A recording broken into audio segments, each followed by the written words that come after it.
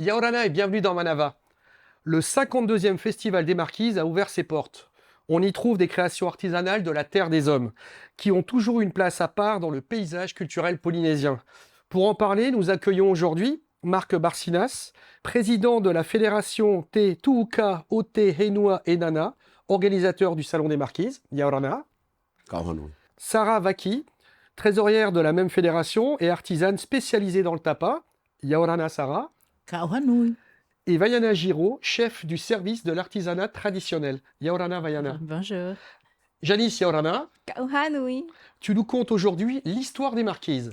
Et oui, les marquises en marquisien, Fénois et Nata, soit la terre des hommes, forment un des 5 archipels de la Polynésie française. Selon un archéologue américain, les marquises sont habitées par des Polynésiens dès 150 avant Jésus-Christ. Selon ses observations linguistiques, il semblerait que ces habitants venaient de Samoa et de Tonga. La société est organisée par vie de tribus qui se répartissaient les vallées, l'une contrôlant l'amont et l'autre contrôlant l'aval. Le premier Européen à découvrir les marquises est Álvaro de Mendiana en 1595 lors de son voyage du Pérou vers les îles Salomon. Ce n'est que 2 siècles plus tard que James Cook y accoste également pour se réapprovisionner au retour de son exploration du sud de l'océan. À la fin du XVIIIe siècle, Anglais et Français revendiquent tour à tour la possession des îles Marquises. Richard Arguest, en 1792, est considéré à tort comme le découvreur des îles Marquises, alors en réalité, il ne fait qu'établir la première carte fiable. En 1842, le Français Albert Aubert du Petit Ouad prend possession de l'archipel qui est intégré aux établissements français de l'Océanie. Les marquises intègrent les territoires de la Polynésie française en 1958 après la victoire du oui au référendum. Marc, les marquises ont une place à part en Polynésie. Comment définirais-tu l'identité de marquisien? C'est quoi pour toi un marquisien? Pour moi, les Marquisiens, je sais que le peuple marquisien, comme vous disiez, vient des autres îles. Hein. Mais aujourd'hui, c'est un peuple marquisien. Il y a une vraie identité qui s'est créée. Voilà, c'est une vraie identité qui s'est créée. Vaiana, le Salon des Marquises a un retentissement particulier aussi, et vous en faites 2 par an. Oui, tout à fait. Alors, ce sont des organisateurs qui ont beaucoup d'énergie et de courage, en quelque sorte, parce que organiser un salon, c'est déjà quand même C'est beaucoup. c'est un vrai challenge, c'est un défi. Mais en organiser 2 et de surcroît avec des artisans qui viennent des îles Marquises, c'est une complexité encore plus grande dont ils pourront parler mieux que moi. Mais c'est vrai que pour rebondir sur ce que tu disais, l'archipel des Marquises a vraiment une identité à part, même au niveau de l'artisanat traditionnel. Sur les artisans qui sont en Polynésie, on considère dans tous les archipels qu'on a à peu près 80% de femmes, 20% d'hommes. Aux Marquises, on est plutôt à 50-50. Et en fait, 50% des Marquisiens sont des artisans référencés chez nous en tant que sculpteurs ou graveurs. Et donc, ça en fait déjà au niveau artisanal un archipel à l'identité très particulière. Voilà, c'est sur quoi je voulais revenir, c'est que en Polynésie, on a une identité traditionnelle qu'on veut garder, pérenniser, mais les marquises, on a l'impression qu'il y a un petit cran encore au-dessus, où il y a quelque chose de très très particulier qui en émane. Quand on arrive aux marquises, on sent toujours quelque chose On sent le d'un peu mana. mystique quand même. Hein. Tout à fait. C'est lié à quoi, Sarah, à ton avis? C'est que les marquises sont différentes. Pourquoi? Et pourquoi on ressent ça quand on y arrive? C'est peut-être le fait que les marquis, c'est tellement loin de toute cette vie active qui se passe ici et que les marquisiens ont beaucoup gardé de traditionnel, de la vie des anciens. Et nous vivons toujours, il y en a toujours qui vivent comme nos gens d'avant, comme C'est les kakis. une sorte de dépaysement, alors, quand on vient de Tahiti ou qu'on vient de l'extérieur. Et Des- c'est vrai qu'au niveau géographie, c'est un archipel très verdoyant et qui, justement, au terme des traditions, vous apporte beaucoup de matière pour travailler et les sculptures et les tapas et ainsi de suite. Les marquis, c'est très dur. C'est dur parce qu'il n'y a pas de récif, donc on arrive directement avec les grosses vagues qui déferlent sur les rochers. Donc le marquisien doit être fort, comme un keu par exemple. Hein. Et puis, oui, aux Marquises, nous avons toujours, jusqu'à aujourd'hui, la matière première, sauf le bois peut-être parce que nous avons beaucoup de sculpteurs maintenant dans chaque île. Donc, le bois, il faudra replanter. Il faut replanter, il va falloir commencer à pérenniser et à y penser. Oui. Marc, alors on en parlait avec Vaiana, vous faites 2 salons par an. C'est parce qu'il y a beaucoup de demandes ou parce qu'il y a énormément d'artisans et vous faites, comment dire, c'est chacun son tour? Non, c'est-à-dire le salon des marquises, depuis avant, on fait 2 fois par an. Fin mai, début juin et fin novembre, début décembre. Pourquoi? Parce que dans les îles Marquises, il y a pas beaucoup de travail.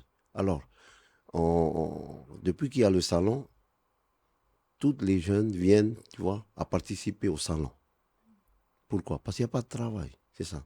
C'est pour ça la fédération des Tuhukaot Fenua Nata, nous, on met en place pour demander aux jeunes d'intégrer dans l'artisanat. Comme ça évite qu'ils vont demander du travail à la commune, par exemple, parce que la commune ne peut pas donner du travail pour tout le monde. Alors, c'est pour ça, comment pourrais-je dire, c'est un moyen de faire venir les jeunes, surtout pour ceux qui ont quitté l'école et pour ceux qui n'ont pas de travail.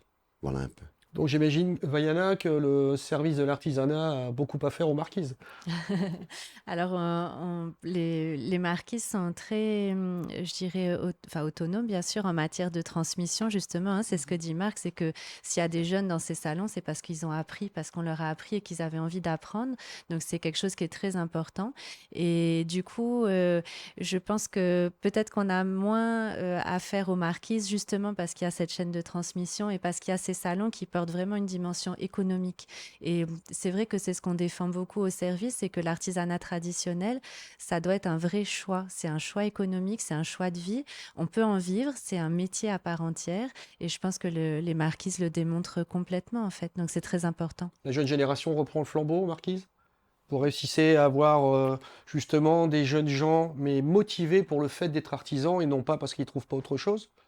Parce qu'ils sont bien obligés. Ils sont bien obligés parce que lorsqu'ils viennent là-bas, bon, il y a bien les parents qui font des objets ou qui font encore du copra, mais parce que ces jeunes ne veulent plus faire le copra. Hein. Donc, il n'y a que les vieux qui sont là, les anciens, et ils sont beaucoup plus portés sur l'artisanat. Donc, les jeunes filles travaillent le tapa. Enfin, chez nous, au marque à Fatouiva, hein, nous travaillons le tapa. Et ils prennent plaisir et ils vivent bien. Les familles vivent bien de l'artisanat là-bas. Donc, à Omoa surtout, ils travaillent plus le tapa qu'à Hanavabe. Alors qu'à Hanavabe, il y a beaucoup plus de sculpteurs aujourd'hui. Hein. Et Omoa a gardé surtout le tapa. Toi, Sarah, tu es spécialiste, on va dire, tu es la référence au tapa. Tu es la mémoire vivante du savoir-faire. La transmission, tu l'as fait avec des jeunes de ta famille ou des jeunes gens qui sont venus te voir pour apprendre? Comment ça fonctionne? D'abord, moi, j'ai appris avec les vieux, les anciennes, hein, les mamas de la vallée. Elles t'ont transmis leur savoir-faire. Surtout, comment on a gardé ce tapa, comment on a gardé. Parce qu'il faut savoir que Fatouiva, c'est la seule île de toute la Polynésie qui a gardé ce savoir-faire du tapa. D'accord. Et ça, grâce à nos mamans, nos grands-mères, parce que jusqu'à ma mère, les couches des femmes enceintes, il fallait aller battre le tapa, c'est-à-dire le bagnon, les racines de bagnon, pour toutes celles qui allaient accoucher, ou pour les enfants, pour les bébés. Et c'était aussi les serviettes hygiéniques de la femme. Hein. Voilà. On parlait donc les marquises, plusieurs îles. Vous avez des spécialités par île? On peut les définir par spécialité? Oui, Fatouiva, surtout le tapa. D'accord. Mais ce n'est plus vrai aujourd'hui parce que Hanavabe travaille beaucoup l'os, la pierre, la sculpture sur bois. Tahuata était très réputé sur gravure sur os. Hivaoa, il y avait une dame qui faisait le bambou, la pyrogravure. sur bambou. Ouapo avec ses pierres fleuries, toutes ces pierres qu'on trouve à Ouapo. Nukuriva, il y a de bons sculpteurs sur bois et beaucoup de femmes maintenant travaillent les graines. Ouahuka, le bois aussi. Voilà. Marc, tout ce savoir-faire, tout cet artisanat est représenté au salon. Est-ce que vous faites des démonstrations sur place? Oui, on fait les démonstrations normalement tous les jours. Ce salon, on a mis en place, normalement, c'est un artisan par île pour un concours. Alors, ce qui fait que tout le monde n'a pas participé. Bon, pour quelle raison, on ne sait pas. Mais aujourd'hui, en ce moment, on fait les concours. Sinon, on fait les démonstrations dans la semaine. Et spécialement, on fait une journée spéciale marquise le samedi. C'est-à-dire, on fait les démonstrations sur tapa, on fabrique les bouquets odoriférants, les sculptures sur os, tout ça. Et pour terminer la fin de matinée, on fait une démonstration de l'art culinaire, que c'était un plat typique, typiquement marquisien, qu'on dit le kakou. Hein. Mais qu'est-ce que c'est alors? Tiens, explique-nous ce que c'est. Ce Le plat-là. Eh ben, c'est le fruit de l'arbre à pain pilé. Et après, on met du lait de coco. Voilà. Et avec ce plat, tu peux utiliser avec du cochon, de la viande ou du poisson cru, tout marche. Ah, c'est le plat passe-partout. C'est un plat C'est le typiquement plat marquisien, quoi. Hein. Ouais. Voilà. Très bien. On fait une pause et on se retrouve dans un instant. On se retrouve avec nos invités, Marc Barcinas, président de la fédération Te Tuhuka Ote Henua et Nana, organisateur du Salon des Marquises, Sarah Vaki, trésorière de la fédération et artisane spécialisée dans le tapa, et Vaiana Giraud, chef du service de l'artisanat traditionnel. Janice, tu nous parles du célèbre tapa marquisien. Et oui, qu'est-ce que le tapa? Le tapa est un tissu d'écorce, une étoffe végétale obtenue par la technique de l'écorce battue, issue de la macération de tiges d'arbres comme le ourou, le aouté ou le mûrier à papier et d'une manutention traditionnelle. Le tapa était utilisé à l'état naturel ou pouvait être teinté avec des sucres ou de la sève. Aujourd'hui, les tapas sont décorés de motifs variés, utilisés en sculpture ou pour les tatouages. Avec le temps, il est devenu un objet décoratif, mais à l'origine, le tapa avait une fonction importante dans l'ancienne Polynésie lors des mariages ou des rituels religieux et funéraires. Sa finesse lui conférait un symbole de richesse, considéré lors d'échanges ou même des offrandes. La production du tapa est devenue une des spécialités de l'île de Fatuiva, où ce sont les mamas qui maîtrisent généralement ce domaine de confection. D'autres îles comme Oahuka sont également des foyers de création. Ça tombe bien, Sarah, tu es l'ambassadrice du tapa des Marquises, on le sait tous. Comment tu as découvert l'art du tapa? Tu disais que c'était avec les mamies, c'est ça? Les mamans du village, oui. Parce Et- qu'elles faisaient beaucoup de tapas. On les voyait faire étendre les tapas pour sécher au bord de mer, sur la plage, sur l'herbe, et avec des cailloux, parce qu'on n'avait pas encore toutes ces planches qui aujourd'hui sont utilisées pour le séchage du tapas. Et j'allais voir tout ça, j'allais leur dire de quoi était fait. Alors, c'était avec l'écorce du ourou, l'écorce du bagnon, donner un tapa marron, le outé, qui est le mûrier à papier, qui donne un tapa blanc, avec ces trois tapas-là, avec ces trois écorces-là. Et aujourd'hui, nous avons découvert que le caoutchouc, donc on pouvait aussi le travailler comme écorce, et c'est cette écorce que nous avons là. C'est du caoutchouc, de l'EVA. Les différents motifs qu'on peut voir sur les tapas, vous les choisissez comment? C'est selon les commandes, aujourd'hui, c'est selon les commandes des clients. D'accord. Parce qu'il veut le ronou, ou il veut une pirogue, il veut un tiki, voilà. Et là, c'est selon les commandes du client. Mais il faut savoir que nous avons reporté aussi tous ces motifs sur tapa parce que le tatouage était devenu interdit. Donc, il fallait quand même des Des traces, qu'on puisse, traces. oui. Voilà. Et bien sûr, le tapa est venu bien après parce que il n'était pas très décoré, le tapa. Il n'était pas du tout décoré, parce qu'on l'utilisait que pour se vêtir, se couvrir, pour se couvrir. Oui, avant Oui, d'être, on va dire, décoratif, c'était utile. décoratif, voilà, il était plutôt utile. Costume, ouais. Pour le fils du chef, il était battu pour lui. Alors il venait, il faisait son pagne qui était fait en écorce de banyan. Il n'y avait que pour le fils du chef. Et puis après, il y avait pour le hakaiki, la hatepeyu. Alors, on y faisait soit en outé, alors, le blanc. Est-ce que le fait que, je vais poser une question toute simple, mais le tapa, donc on le fait sous les tropiques, il garde une certaine humidité. Est-ce que quand vos clients vous en achètent et repartent dans des pays plus secs, est-ce qu'il faut faire quelque chose de particulier pour les entretenir? Parce qu'ici, on a l'humidité ambiante qui fait que le tapa garde une certaine texture. Est-ce qu'en Europe, aux États-Unis, il va garder la même texture? Il y en a qui le gardent.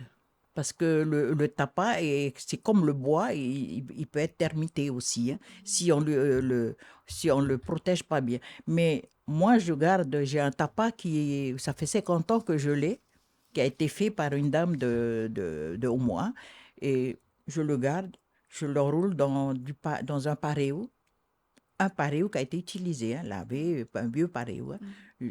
Il est là-dedans, depuis 50 ans, il est là-dedans, bouge pas. Marc, au sein du salon, est-ce qu'il y a des démonstrations de tapa?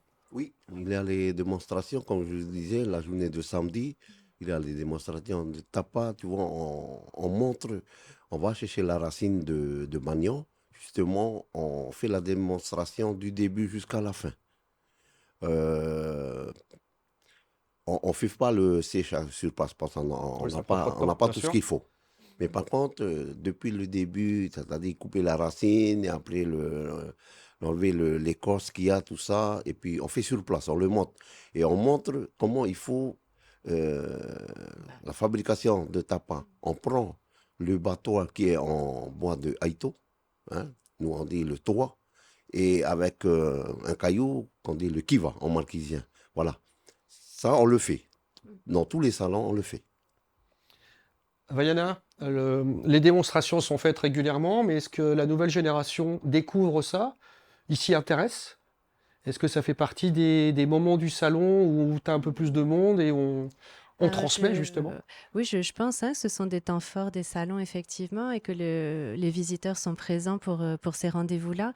C'est vraiment des moments importants parce que les visiteurs vont être là par curiosité pour découvrir, mais je pense qu'il y a aussi beaucoup d'artisans qui viennent parce qu'ils aiment ça et ça peut leur donner envie aussi de rester dans l'artisanat et de se lancer. Partager la passion. Tout à fait.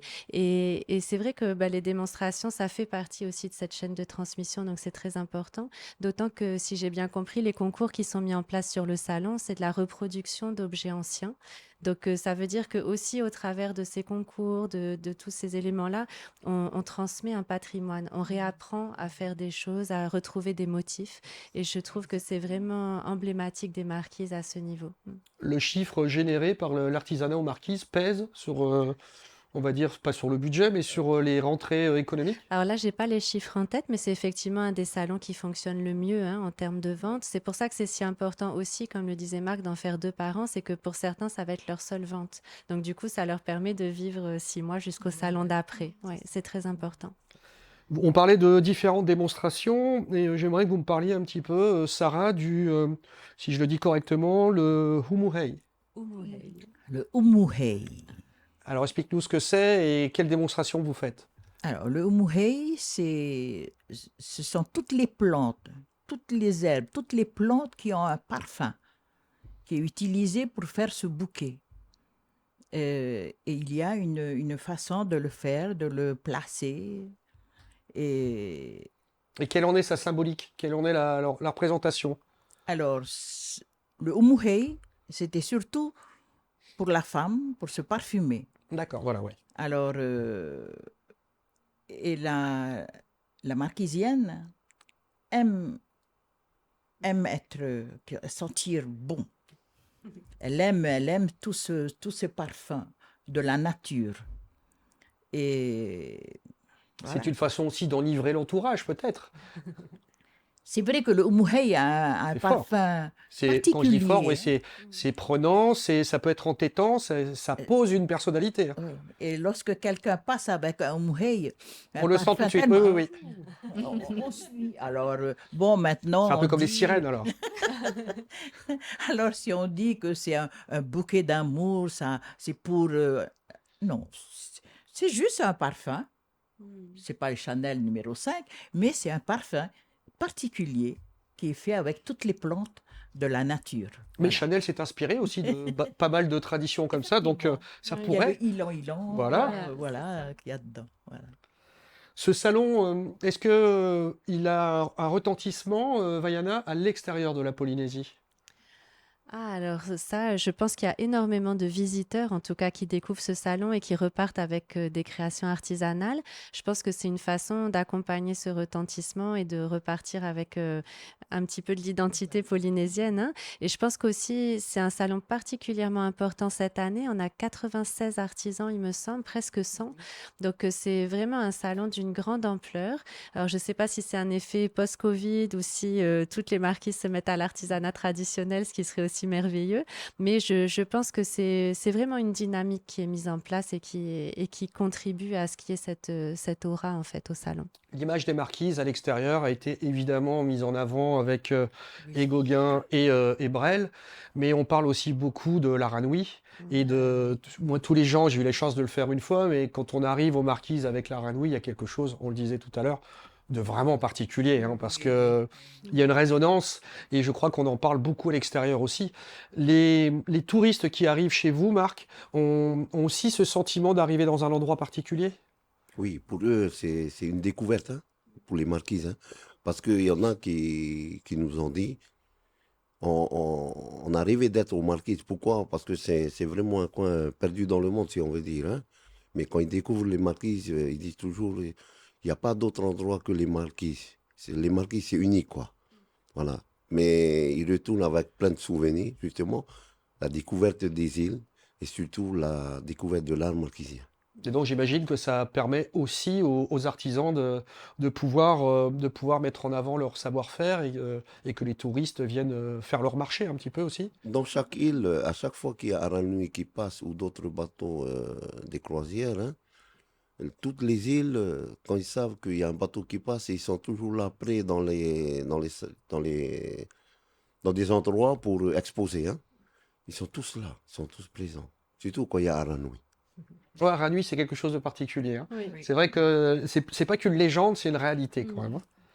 On parlait tout à l'heure de Sarah, de différentes sculptures, et entre autres la sculpture sur l'os. Alors j'aimerais que tu nous expliques ce que c'est comme os et comment ça se Je crois pour matérialise. ça, Ou il Marc, c'est faudrait plutôt Marc le Marc, spécialiste, Marc. pardon. Oui, oui, alors Voilà. Marc, dis-nous. Vous savez que dans les temps anciens, nos Tupuna utilisaient l'os humain avant. Oui, Mais maintenant, c'est on ne le plus fait compliqué. plus. Nous, on utilise l'os de bœuf. L'os de bœuf, et sinon, tout animal, les chèvres, les cornes de chèvre, c'est un peu l'os qu'on utilise, hein, le plus souvent en ce moment, hein. Parce que là, on voit la minutie du travail sur la photo qui est derrière vous. Ça prend combien de temps pour travailler et quel outil tu vas utiliser? Ben, maintenant, avec les moyens qu'on a aujourd'hui, hein, il y a des petits outils électriques qu'on peut facilement travailler sur l'os, hein. Surtout, c'est comme les gens qui font la gravure sur NAC ici, c'est un peu les mêmes matières et les mêmes outils qu'on utilise aux marquises, hein. Mais nous, on utilise souvent l'os parce que pour nous, la nacre, c'est pas à nous, ça. Nous, on garde l'os parce que... Oui, la sculpture sur l'os est représentative des marquises, hein. Oui, voilà. On n'utilise pas la nacre. La nacre, on laisse pour ceux d'ici et des Tuamotu, voilà. Voilà, chacun sa spécialité. Tout à C'est fait. bien. Vaiana, tu es d'accord avec ça, hein? Bah, c'est vrai qu'il y a une identité très forte, hein, dans chaque archipel et je pense que c'est important voilà, qu'il y ait cette identité-là. On sait, voilà, on retrouve vraiment ça dans les salons, c'est important. Bon. En conclusion, je vais rappeler la date et le lieu. Les dates, pardon, c'est du jeudi 17 novembre au vendredi 27 novembre au Parc Expo Mamao. Mhm. Donc vous pourrez retrouver l'ensemble des artisans marquisiens. Sarah, Vaiana et Marc, je vous remercie. C'était un vrai plaisir. Merci de nous avoir fait partager votre passion et votre savoir-faire. Janice, quel est le programme TV ce soir sur TNTV? Ce soir sur TNTV, retrouvez à 19h votre magazine C'est Nuit, à 19h30 le film Crazy Heart et à 21h25 le mondial de football avec la rediffusion du match France-Australie. Merci Janice. Bonne fin de journée sur TNTV et à demain.